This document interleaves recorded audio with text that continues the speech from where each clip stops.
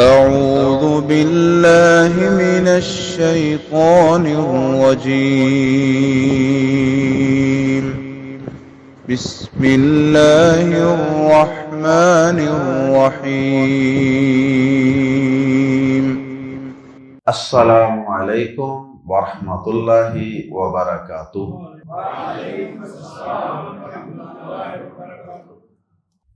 سورۃ الحجر verse number 61 سے 77۔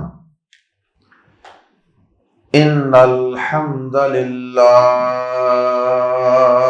والصلاة والسلام علی رسول اللہ اما بعد۔ اعوذ باللہ السمیع العلیم من الشیطان الرجیم من ہمزہ ونفخہ ونفثہ۔ فلما جاء آل لوط المرسلون قال انکم قوم منکرون قالوا بل جئناک بما كانوا فیہ یمترون وَأَتَيْنَاكَ بِالْحَقِّ وَإِنَّا لَصَادِقُونَ فَأَسْرِ بِأَهْلِكَ بِقِطْعٍ مِّنَ اللَّيْلِ وَاتَّبِعْ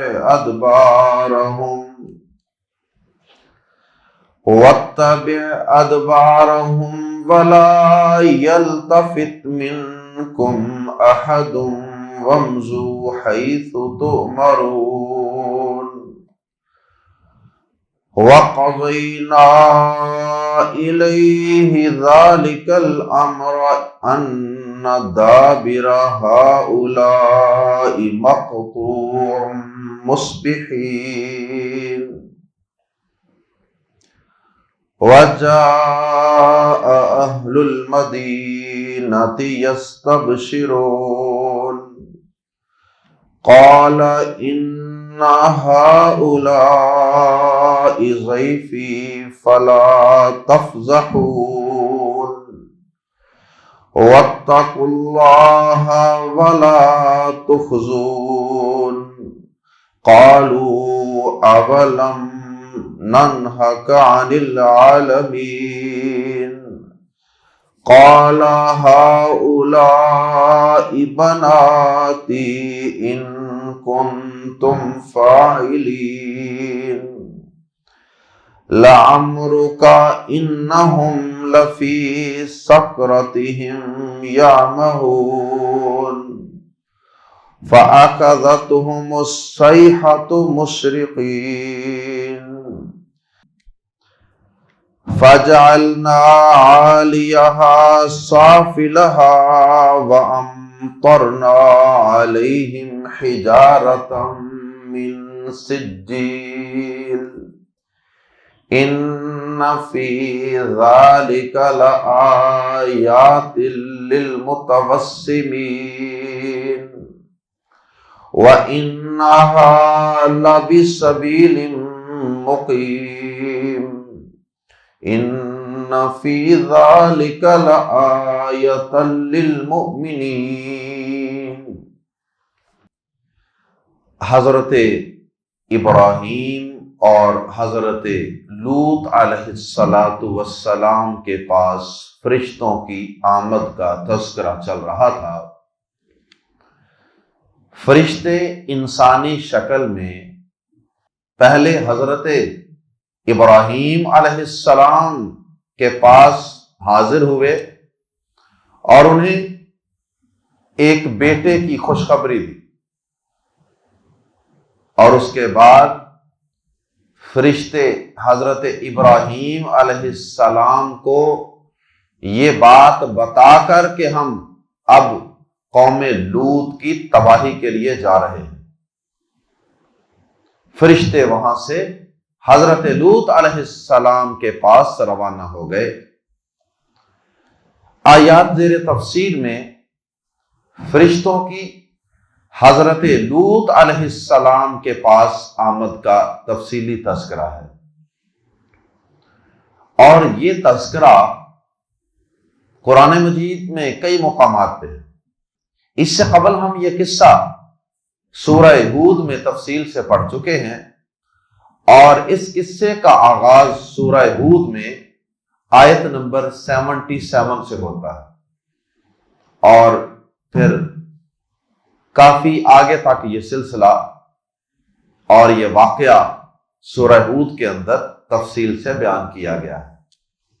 تو یہ قصہ یہاں پہ چونکہ ریپیٹ ہو رہا ہے، اس لیے ہم نے آج کے سبق میں زیادہ آیات کی تلاوت کی ہے، اور ویسے بھی آیات بہت چھوٹی چھوٹی 2 3 الفاظ پہ مشتمل بھی آیات موجود ہیں۔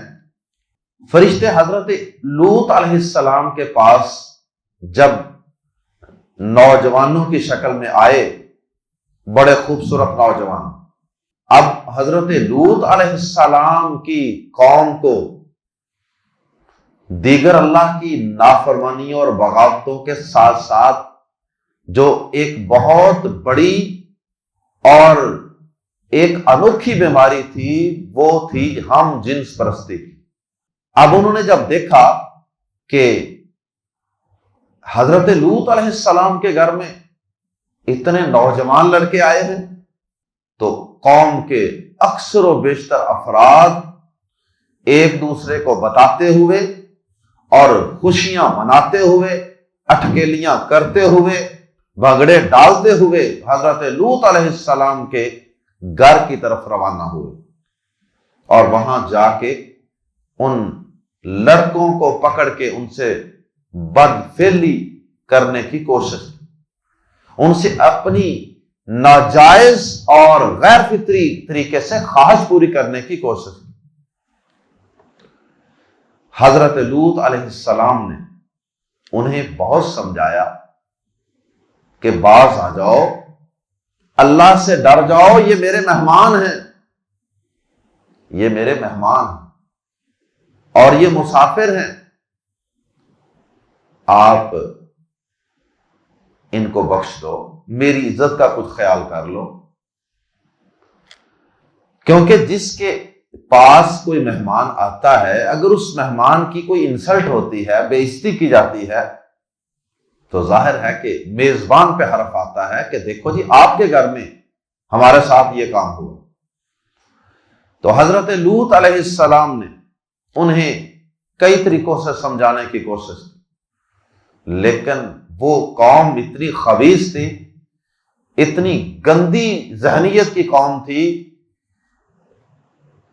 کہ وہ کسی صورت بھی حضرت لوط علیہ السلام کی بات سننے، سمجھنے کے لیے، ماننے کے لیے تیار نہیں ہوئی، اور وہ اپنی فطرت کو مسخ کر چکے، کیونکہ یہ ایک غیر فطری فعل تھا۔ اللہ پاک نے جو ایک فطری طریقہ اس کا رکھا ہے، جو اس کا نیچرل وے ہے، وہ تو ہم جنس پرستی نہیں ہے، وہ تو اللہ پاک نے جن سے مخالف پیدا کی ہے، مرد کے لیے عورت اور عورت کے لیے مرد۔ تو بہرحال وہ کسی صورت بھی سمجھنے کے لیے تیار نہیں ہوئے۔ اللہ اکبر۔ اب اللہ پاک نے تو فیصلہ عذاب کا کر لیا ہوا، یہ تو ایک آخری حجت اور دلیل قائم کی گئی اس قوم پہ، ان کی تباہی و بربادی کی۔ اس کے بعد حضرت لوط علیہ السلام کو فرشتوں نے بتا دیا، راز کھول دیا کہ آپ ہمیں پہچان نہیں سکے، ہم کوئی آپ کے مہمان یا ہم کوئی اجنبی، کوئی مسافر نہیں ہیں، بلکہ ہم تو فرشتے ہیں اور انسانی شکل میں آئے ہیں، اور یہ ہمارا کچھ نہیں بگاڑ سکتے۔ اب اللہ پاک نے آپ کے نام یہ پیغام بھیجا ہے کہ آپ اپنے گھر والوں کو لے کر آپ کے جو چند گھر والے ایمان والے ہیں ان کو لے کر راتوں رات یہاں سے نکل جائیں۔ لوکیشن آپ کو ہم بتائیں گے کہ آپ نے کہاں جانا، آپ بس یہاں سے نکل جائیے۔ اور اے لوط علیہ السلام، آپ نے اپنی فیملی کے پیچھے پیچھے رہنا، سب کو آگے لگانا ہے اور آپ نے سب کے پیچھے ہونا ہے تاکہ کوئی پیچھے نہ رہ جائے۔ سب کو آگے لگا کر لے جائیے یہاں سے، اور ان کو سمجھا دیجئے کہ کوئی پیچھے مڑ کر بھی نہ دیکھے، تاکہ تمہارے وہاں سے اس بستی سے نکل جانے کی رفتار اور سپیڈ میں بھی کوئی کمی نہ آئے۔ جب آدمی مڑ مڑ کے دیکھتا ہے تو پھر سپیڈ کم ہو جاتی ہے، یا پھر یہ بھی نقصان ہو سکتا ہے کہ تم پیچھے دیکھو اور اللہ کا شدید عذاب اس قوم پہ آتا ہوا دیکھو، تو ممکن ہے کہ ان لوگوں کو دیکھ کے تمہارے دل میں کچھ نرمی آ جائے، اس لیے پیچھے مڑ کے نہیں دیکھنا، بس تیزی سے یہاں سے راتوں رات نکل جائیں، اور صبح صادق ہونے کی دیر ہے ان پہ عذاب آ جائے گا۔ اللہ اکبر۔ ایسا ہی ہوا، لوط علیہ السلام اپنے گھر والوں کو، بی بی کے علاوہ باقی سارے اہل بیت کو لے کر نکل کھڑے ہوئے، اور پھر اللہ پاک کے حکم کے مطابق اس قوم پہ صبح کے وقت 3 طرح کے عذاب آئے۔ قرآن مجید میں مختلف مقامات پہ مختلف عذابوں کا تذکرہ ہے، تو ان سب عذابوں میں تطبیق یہ ہے کہ وہ سارے ہی عذاب آئے اس قوم پہ۔ پہلا عذاب، ان پہ ایک زبردست قسم کی چیخ، الصیحۃ، اور پھر دوسرا عذاب، اس بستی کو اور اس میں رہنے والوں کو اوپر لے جا کر الٹا کر نیچے پھینک دیا گیا، اور پھر تیسرا عذاب، آسمان سے کھنگر کے پتھروں کی بارش، نوکیلے پتھروں کی بارش۔ 3 عذاب آئے اس قوم پہ۔ اللہ ہم سب کو اپنی پناہ میں رکھے۔ آئیے قرآن مجید کے الفاظ میں پڑھتے ہیں، فلما، پھر جب، فا پھر، لما جب، فلما پھر جب، جا آئے، آل لوطن، لوط کے گھر والوں کے پاس۔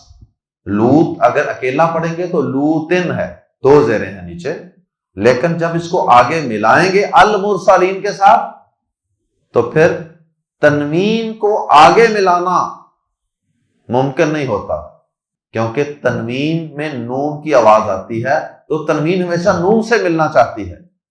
لوطن، نون کی آواز آ رہی ہے نا تنوین میں، لوطن، تو آگے ملانا ہے المرسلین، تو اس کا پھر حل یہ نکالا جاتا ہے کہ وہ جو لوطن کے اندر تنوین کی، نون کی آواز آ رہی ہے نا، اس نون کے نیچے ایک زیر لگا کر آگے ملا دیتے ہیں، اور لوطی کا آخری جو حرف ہے جس پہ تنوین ہے اس پہ سنگل حرکت پڑھتے ہیں، لوطی، ایک زیر اس کے نیچے اور ایک پھر اس نون کے نیچے زیر لگا کے آگے ملا دیتے ہیں، لوطن المرسلون، فلما جاء آل لوطن، پھر جب لوط کے گھر والوں کے پاس آئے۔ کون آئے؟ المرسلون، بھیجے ہوئے، مرسل جسے بھیجا گیا ہو، اسم المفعول، اور اس کی جمع مرسلون، المرسلون، بھیجے ہوئے۔ قال، اس نے کہا، حضرت لوط علیہ السلام نے کہا، انا، بے شک تم، انکم، بے شک تم، قوم، ایسے لوگ ہو، ایسی قوم ہو، منکرون، جن کی جان پہچان نہیں ہوئی۔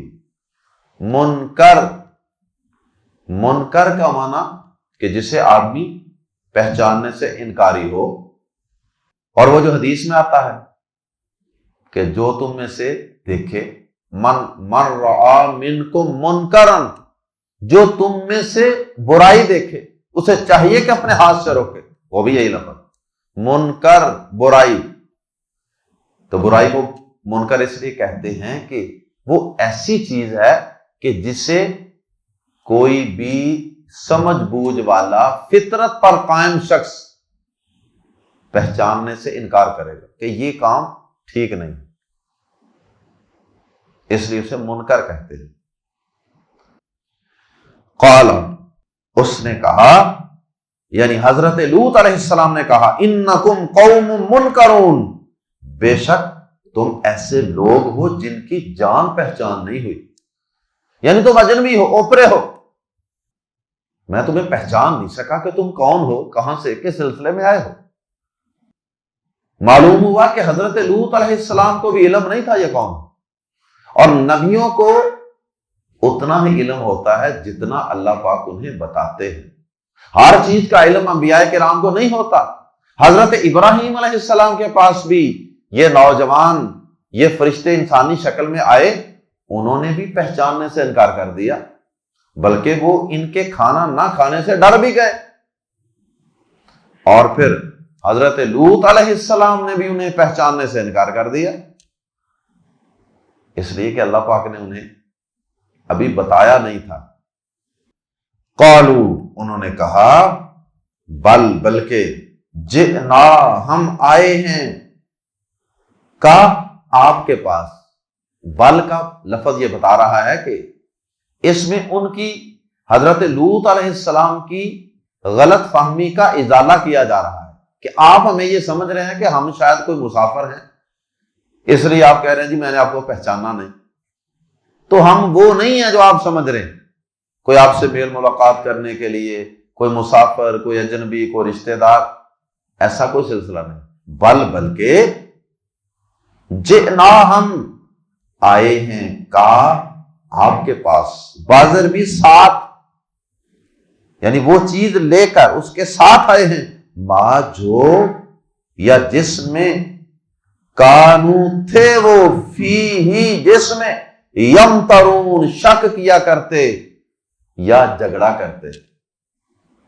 یمترون کے دونوں معنی، یمترون کا لفظی معنی ہوتا ہے ایسا شک، ایسی شک والی چیز کہ آدمی کو جس کے متعلق خود کوئی یقین نہیں ہے، خود کچھ کنفرم نہیں ہے، ایک شک ہے، ایک ظن ہے، ایک گمان ہے، اور آدمی اس گمان کی بنیاد پہ کسی سے جھگڑنا شروع کر دے، شک کی بنیاد پہ کسی سے بحث و تکرار جاری ہے، جھگڑا جاری ہے، بھائی آپ کو تو خود یقین نہیں، آپ کیوں جھگڑ رہے ہیں؟ تو یمترون ایسے جھگڑے کو کہتے ہیں جو شک کی بنیاد پہ شروع ہو جائے، اس لیے اس کے دونوں ترجمے کر دیے جاتے ہیں، شک اور جھگڑا، کیونکہ دونوں ہی معنی اس میں موجود ہیں۔ جئنا کا بما کانوا فیہ یمترون، ہم تیرے پاس اس چیز کے ساتھ آئے ہیں، یا اس کو سیدھا کر کے اس جملے کو یوں ادا کیا جا سکتا ہے کہ ہم تیرے پاس لائے ہیں، ہم تیرے پاس آئے ہیں اس چیز کے ساتھ، یا ہم تیرے پاس وہ چیز لائے ہیں جس میں وہ شک کیا کرتے تھے اور آپ سے جھگڑتے بھی تھے کہ نہیں جی عذاب کیسے آ سکتا ہے، کوئی عذاب زوب نہیں آنا۔ تو اے اللہ کے نبی، ہم آپ کے پاس وہ لے کر آئے ہیں، یعنی عذاب لے کر آئے، اور یہ عذاب پہ جھگڑتے تھے۔ وَأَتَيْنَا، اور ہم لے کر آئے ہیں، کا تیرے پاس، آپ کے پاس، بھی ساتھ، الحق کی حق کے۔ اب یہاں بھی وہی انداز ہے، اتینا کا لفظی معنی ہوتا ہے آنا، لیکن اس کے بعد بازر بی کی پریپوزیشن حرف جار آ جائے تو پھر اس کا معنی آنا کی بجائے لانا، پھر بازر بی کا ترجمہ الگ نہیں کرنا، اگر اس کا کرنا ہے بازر بی کا الگ ترجمہ تو پھر اتینا، ہم آئے ہیں، کا تیرے پاس، بھی ساتھ، الحق کی حق کے، ہم تیرے پاس حق کے ساتھ آئے ہیں، یا ترجمہ کر سکتے ہیں ہم تیرے پاس حق لائے ہیں۔ اور حق کا مطلب کہ بالکل صحیح اور کنفرم قسم کی خبر ہے، یہ انفارمیشن بالکل پکی، اتھینٹک، یہ شک والی بات نہیں اب. وَإِنَّا مزید تاکید کے لیے، مزید لوط علیہ السلام کے اطمینان قلب کے لیے کہا وَإِنَّا اور بلا شبہ ہم لام زبر لا ضرور یقیناً صادقون سچے ہیں. وَإِنَّا اِنَّا کا معنی بھی یقیناً اور لام زبر لا کا معنی بھی ضرور یقیناً. وَإِنَّا لَصَادِقُونَ اور بلا شبہ ہم یقیناً سچے ہیں. پس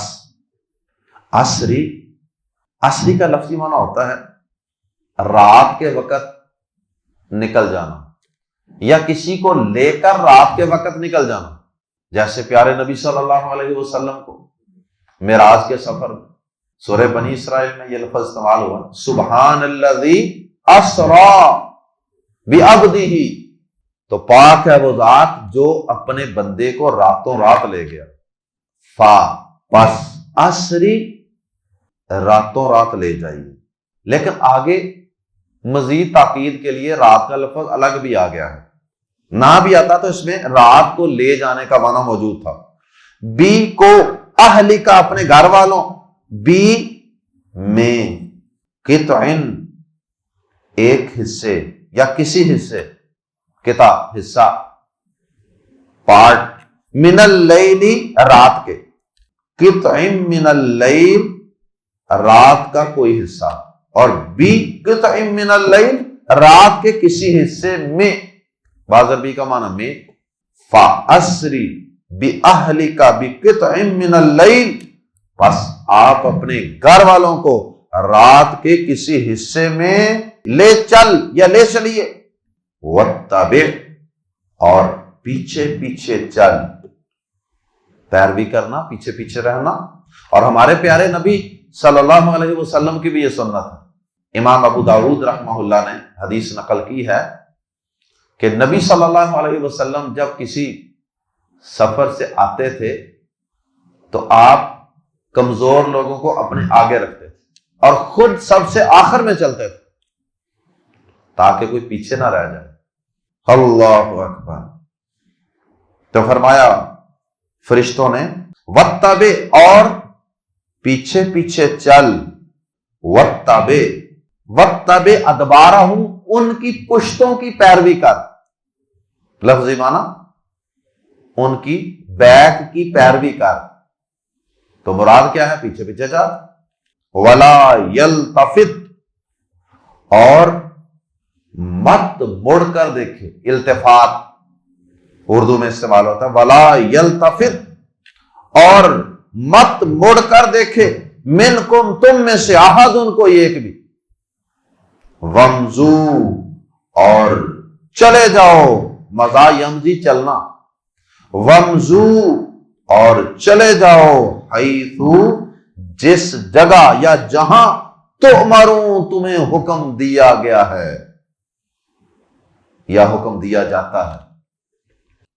جس جگہ تمہیں حکم دیا جاتا ہے نا بس وہاں چلے جاؤ. اب اللہ پاک نے پورے قرآن مجید میں کہیں پہ بتایا نہیں کہ انہیں کہاں جانے کا حکم دیا گیا. جو بھی حکم دیا گیا تھا بس تم وہاں چلے جاؤ، جیسے جیسے ہم کہتے ہیں وہاں وہاں ادھر ادھر چلتے جاؤ. وَقَضَيْنَا اور ہم نے فیصلہ کر دیا الیہ اس کی طرف، ذَلِكَ الْأَمْرَ اس بات کا. قضینا کے بعد جو الیہ الہ کی پریپوزیشن آئی ہے اس کی وجہ سے مراد یہ ہے کہ ہم نے اس کی طرف فیصلہ کر دیا. مراد ہے ہم نے اس کی طرف وحی کی. فیصلہ کن وحی. وَقَضَيْنَا إِلَيْهِ اور ہم نے اس کی طرف وحی کر دی. الیہ میں ہو ضمیر کا مرجع کیا ہے؟ حضرت لوط علیہ السلام. ہم نے لوط علیہ السلام کی طرف وحی کی. ذالک الامر اس بات کی، انا کہ بے شک دابرا جڑ، ہاؤلائی ان لوگوں کی، مقطوعن کاٹ دی جانے والی ہے، مفعول کے وزن پہ، مقطوعن کٹ جانے والی ہے، کاٹ دی جانے والی ہے، مصبحین صبح ہوتے ہی. اس حال میں کہ وہ صبح کرنے والے ہوں گے۔ اللہ اکبر۔ قرآن مجید کے اندر اس قوم پہ آنے والے عذاب کے لیے 3 الفاظ استعمال ہوئے، یہاں مصبحین، اور ایک جگہ پہ اس سے آگے لفظ آ رہا ہے مشرقین۔ ایک تو مشرق ہوتا ہے نا کتاب والے کاف سے، مشرق شرک کرنے والا، ایک مشرقین 2 نقطوں والے کاف سے۔ مشرقین اشراق، اشراق کس کو کہتے ہیں؟ جب سورج چمکتا ہے۔ تو مشرقین کا مطلب کہ جب سورج طلوع ہوتا ہے نا، سورج چمکتا ہے، اس وقت کوئی کام کرنا۔ مصبحین صبح کے وقت کام کرنا، اور مشرقین سورج طلوع ہونے کے وقت جب روشنی پھیل جاتی ہے اس وقت کوئی کام کرنا۔ اور سورۃ القمر میں ایک تیسرا لفظ ہے بکراتن، اور بکراتن کا معنی ہوتا ہے جب اچھی طرح دن چڑھ جاتا ہے، لو لگ جاتی ہے اچھی طرح۔ تینوں الفاظ استعمال ہوئے۔ اب تینوں الفاظ میں کیا تطبیق ہے؟ اللہ اکبر۔ بعض مفسرین نے تو کہا کہ اس کا مطلب یہ ہے کہ جب صبح طلوع ہوئی، صبح صادق، جب فجر کی اذان ہوتی ہے، اس وقت اس قوم پہ عذاب شروع ہوا، کیونکہ عذاب بھی تو 3 تھے۔ چیخ کا عذاب، بستی کو اوپر اٹھا کر الٹا دیا گیا، اور اس کے بعد پھر کھنگر کی بارش۔ تو 3 عذاب ہیں، تو 3 ہی وقت بتائے گئے۔ تو ممکن ہے کہ پہلا چیخ کا عذاب صبح کے وقت، اور پھر بستی الٹانے کا عذاب جب سورج طلوع ہونے لگ گیا، اشراق کا وقت، اور پھر پتھروں کی بارش یہ جب اچھی طرح سورج بلند ہو گیا تو اس وقت یہ عذاب آیا ہو۔ یا یوں کہہ لیجئے کہ صبح صادق کے وقت عذاب شروع ہوا اور دن چڑھے تک یہ عذاب جاری رہا۔ اللہ اکبر۔ اور بعض نے یہ کہا کہ سورج طلوع ہونے کے بعد کے وقت کو بھی عرف میں صبح کا وقت ہی کہہ لیتے ہیں۔ تو جو اللہ پاک نے کہا نا کہ صبح کے وقت ان پہ عذاب آیا، تو اس سے مراد سورج طلوع ہونے کے بعد کا وقت ہی ہے۔ واللہ اعلم۔ فجاء، اور آئے، اہل المدینتی، اس شہر کے رہنے والے۔ مدینہ کے ساتھ الف لام لگا ہے، مراد ہے وہ خاص شہر۔ مدینہ سٹی، شہر کو کہتے ہیں عربی زبان میں۔ وجاء اہل المدینتی، اور اس شہر کے رہنے والے آئے، یستبشرون، اس حال میں کہ بہت خوش ہو رہے تھے، بہت خوش ہو کر آئے۔ یستبشرون میں سین اور تا، یہ 2 زائد حروف، ان 2 حروف کی وجہ سے یا تو طلب کا معنی پایا جاتا ہے، جیسے یستغفرون، وہ بخشش طلب کرتے ہیں، معافی مانگتے ہیں، اور یا پھر ان زائد حروف کی وجہ سے مبالغہ پیدا ہو جاتا ہے، اس فعل میں مبالغہ پیدا ہو جاتا ہے۔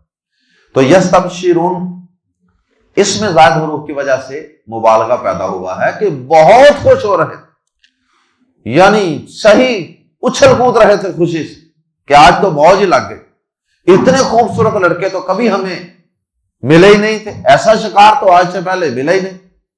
اس وجہ سے وہ بڑے خوش ہو کے لڑیاں مار رہے تھے۔ پنجابی میں یستبشرون کا مطلب لڑیاں مار رہے تھے۔ قال، اس نے کہا، انا ہؤلائی، لوط علیہ السلام نے کہا، انا، بے شک، ہؤلائی، یہ لوگ، ضیفی، ضیف مہمان ہیں، ضیفی میرے مہمان ہیں، فلا، پس نہ، تفضحون، تفضحونی تھا اصل میں، آگے چھوٹی یا حذف ہو گئی ہے، اور نون کے نیچے زیر، یہ اس کی علامت ہے کہ یہاں سے یا حذف ہوئی ہے۔ فلا تفضحونی، پس مجھے ذلیل نہ کرو مہمانوں کے سامنے۔ معلوم ہوتا ہے کہ ابھی اس وقت تک ابھی لوط علیہ السلام کو پتہ نہیں چلا۔ واتقوا اللہ، اور اللہ سے ڈرو، ولا تخزونی، یہاں بھی یا حذف ہے آخر سے، اور مجھے رسوا نہ کرو، اللہ سے ڈرو اور مجھے رسوا نہ کرو۔ قالو، انہوں نے کہا، آوا، اور کیا، لم، نہ، ننہا، ہم نے منع کیا تھا، نہا ینہا، منع کرنا، نہیں، عن المنکر، علم اولم ننہا، کیا ہم نے منع نہیں کیا تھا کا تجھے عن العالمین، سارے جہانوں سے؟ کیا مطلب؟ کیا ہم نے کیا ہم نے تجھے منع نہیں کیا ہوا تھا کہ سارے جہان کا ٹھیکہ نہ لو؟ جو مہمان آتا ہے وہ تمہارے پاس ہی آتا ہے، یہ سارے لوگوں کی ذمہ داری لینا چھوڑ دو، تو ہمارا ان پہ حق ہے، ہم جو مرضی کریں، آپ ان کی ذمہ داری کیوں لیتے ہیں؟ تو معلوم ہوتا ہے کہ اس سے پہلے بھی کوئی ایسی ان کی آپس میں گفت و شنید ہوئی ہوگی جس کی وجہ سے انہوں نے کہا کہ کیا ہم نے تجھے سارے جہانوں سے منع نہیں کیا کہ سب کا ٹھیکہ نہ لیا کرو؟ مثلا کسی پہ ظلم زیادتی کر رہے ہیں تو لوط علیہ السلام آگے بڑھ کے منع کر رہے ہیں، کسی مرد سے بدفعلی کر رہے ہیں، لوط علیہ السلام انٹرفیئر کر رہے ہیں، تو وہ کہتے ہوں گے، تبلیغ کرنے والوں کو لوگ کہتے ہیں نا کہ جی آپ کون ہیں، آپ نے سب کا ٹھیکہ لیا ہوگا، آپ کا کیا لگتا ہے یہ، جاؤ جاؤ اپنا کام کرو۔ اس سینس میں وہ کہہ رہے ہیں کہ کیا ہم نے آپ کو سارے جہانوں سے منع نہیں کیا؟ قال، لوط علیہ السلام نے کہا، اس نے کہا، ہاؤلائی بناتی، یہ میری بیٹیاں ہیں، ان کنتم، اگر ہو تم فاعلین، کرنے والے، اگر نکاح کرنے والے ہو، یہ میری بیٹیاں ہیں۔ مراد ہے قوم کی بیٹیاں، پیغمبر باپ کی جگہ ہوتا ہے قوم کے لیے، تو مراد یہ ہے کہ یہ جو قوم کی اتنی بیٹیاں ہیں گھروں میں، ان سے نکاح کرو۔ آلٹرنیٹ بتایا، غیر فطری کام نہ کرو، یہ میری بیٹیاں، قوم کی بیٹیاں یہ موجود ہیں، ان سے نکاح کرو اور جائز طریقے سے اپنی خواہش پوری کرو۔ لم زبر لا، جس کا معنی یقیناً ہوتا ہے، لیکن یہاں یہ لم زبر لا قسم کے معنی میں ہے۔ لا امرو کا، امرن یا عمرن دونوں کا ایک ہی معنی ہوتا ہے۔ عمر، زندگی میں جتنی مہلت انسان کو ملتی ہے وہ انسان کی عمر ہوتی ہے۔ لا امرو کا، تیری عمر کی قسم، یہ لام قسمیہ ہے، قسم کے معنی میں استعمال ہوا ہے۔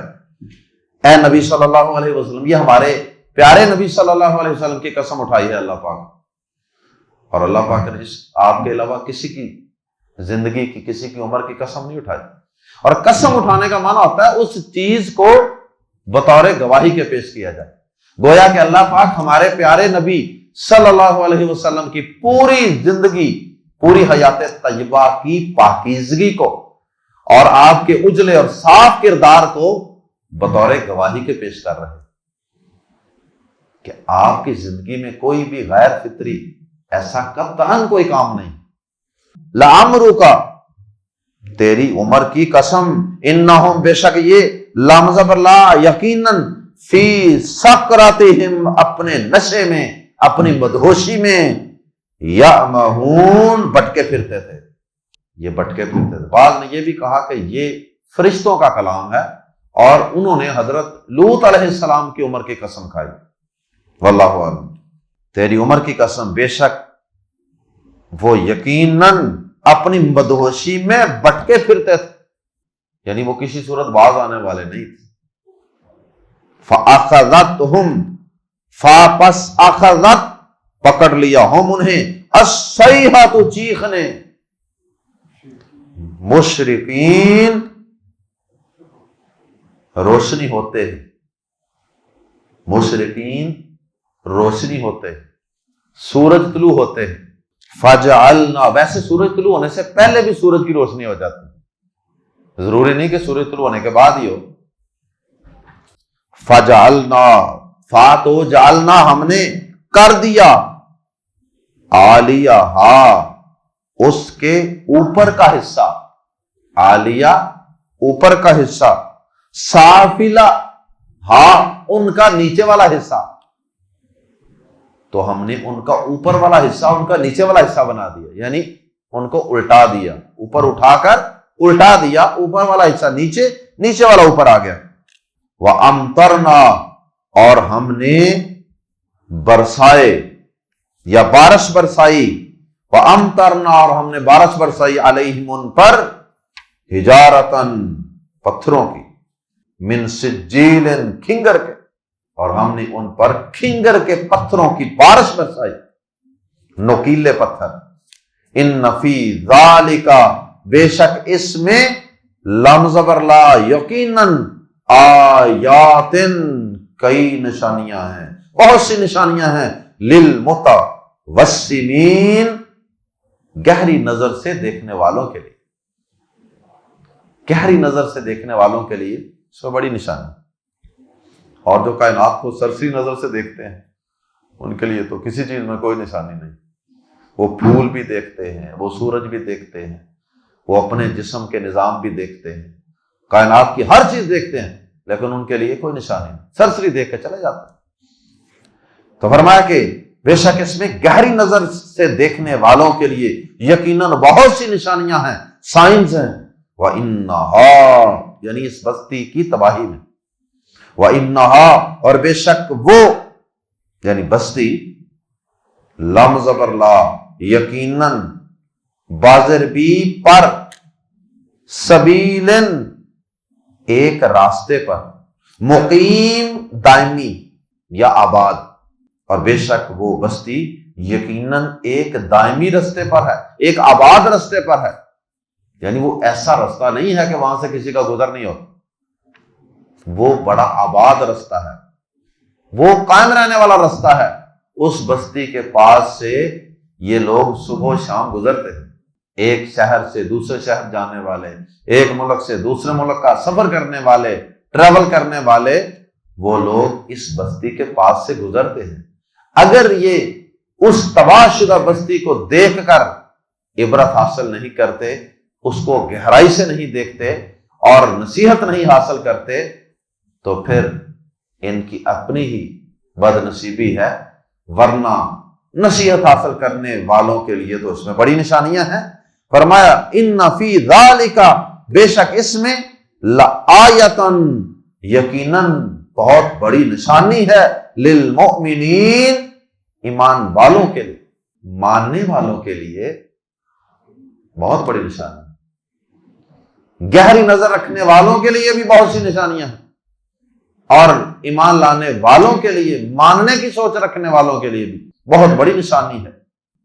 اللہ ہم سب کو سابقہ اقوام کے قصوں اور واقعات میں بیان ہونے والی نشانیوں پہ غور و فکر کرنے کی اور ان سے نصیحت حاصل کرنے کی، عبرت حاصل کرنے کی توفیق عطا فرمائے. سبحانک اللہم وبحمدک، اشہد ان لا الہ الا انت، استغفرک واتوب الیک.